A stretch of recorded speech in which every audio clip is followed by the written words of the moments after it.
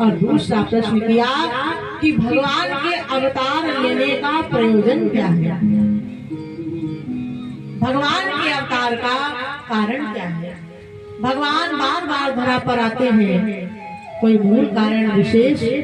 तीसरा प्रश्न किया, अभी तक भगवान के अवतार कितने हुए। यारे चौथा प्रश्न किया, परमात्मा ने अवतार लेकर क्या क्या किया।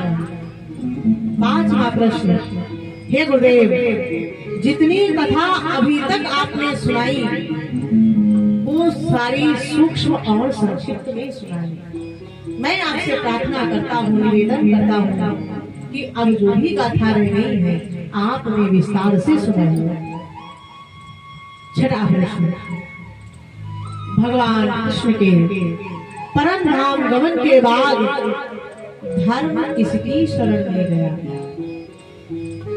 ये 6 प्रश्न सौनिक ऋषि ने पूछे हैं, किसे, मुनिवर वेदव्यासी से। यम प्रभुजन्तमनुपेतमपेत कृत्यम् द्वैपायनो विरह कातुरया जुहा पुत्रेत तन्मयतया तरवो अभिनेदुस्तं सर्वभूत हृदयम् मुनिमानितु। 6 प्रश्नों को जब सुना, बहुत ही सुंदर प्रश्न किया।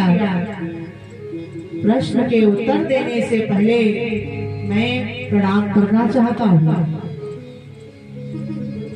सौनक जी ने कहा, आप तो स्वयं ज्ञानी हैं, आपके भी कोई गुरु है। बोले हाँ, बिना गुरु के जीव का कोई मोल नहीं है भैया। या ऐसा मान लीजिए, आपने अपने जीवन के 40 साल बिताए हैं। कितने? 40। फॉर एग्जाम्पल 40 साल में आपकी कोई उम्र नहीं है। यदि आपने गुरु दीक्षा लिए हुए 1 दिन हुआ है तो आपने सिर्फ 1 दिन ही जिया है, ऐसा वेद कहते हैं, शास्त्र कहते हैं। बिना गुरु के जीवन का कोई मोल नहीं, मनुष्य का भी कोई मोल नहीं है। दुनिया हमसे प्रेम करती है भैया, स्वार्थ से बनकर करती है। बिना स्वार्थ के कोई प्रेम करता है तो हमारे गुरुदेव, जब वो साथ होते हैं फिर किसी बात की चिंता नहीं होती। इसीलिए गुरु नाम बहुत ही आवश्यक है। और जिन भक्तों ने लिया है उनका कोटि कोटि आभार है, आपने जीवन को सही दिशा में ले गए। और जिन्होंने नहीं लिया है, आप जिसे भी श्रेष्ठ समझे, जिसे अच्छा समझे, जिसे बढ़िया जाने, गुरु नाम ले लीजिए। पूछा आपने कौन गुरु है, तो बताया मैंने अपने ही पुत्र श्री सुखदेव से दीक्षा ली। विचार करिए, पुत्र को चाहिए पिता को प्रणाम करना, शिष्य को चाहिए गुरु को प्रणाम करना। विपरीत परिस्थिति, पिता ने अपने पुत्र से दीक्षा ली और उन्हीं को प्रणाम कर रहे हैं।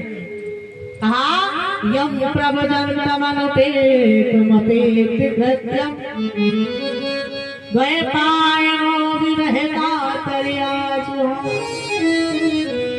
पुत्रेत तन्मयतया तरवो अभिनेदुस्तं सर्वभूत हृदयम् मुनिमानितु। मेरे गुरुदेव कैसे हैं, तुम्हारे मन में ये जिज्ञासा